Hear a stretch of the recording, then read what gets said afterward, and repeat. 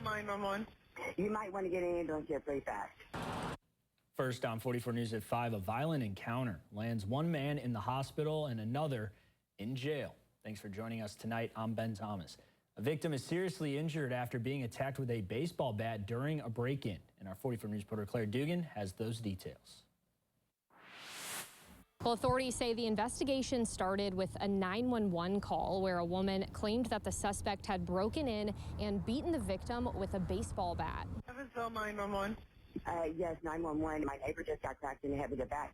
You might want to get an ambulance here pretty fast. That call was placed just before 2:30 in the morning at an apartment on North Fulton Avenue. This man found her kicking doors. I mean, he is bleeding from everywhere. This man just come in here and hit him with a wooden bat. Authorities say they learned 44-year-old Tyrone Johnson had been banging on the victim's door, threatening him to open it and talk about a PIN change on a bank card. The victim told police he didn't know what Johnson was talking about, so he refused to answer. Johnson eventually left, but then returned, this time with a purpose. Mr. Johnson forced his way into the residence. When he was inside, he actually found a bat and used it to attack the victim. The victim was hit in the head and in the arm, leaving a large bruise and a laceration. The victim was treated on scene by AMR, refused transport to the hospital. When a detective later came back to re-interview and speak with the victim again, found him unresponsive and foaming at the mouth and seizing.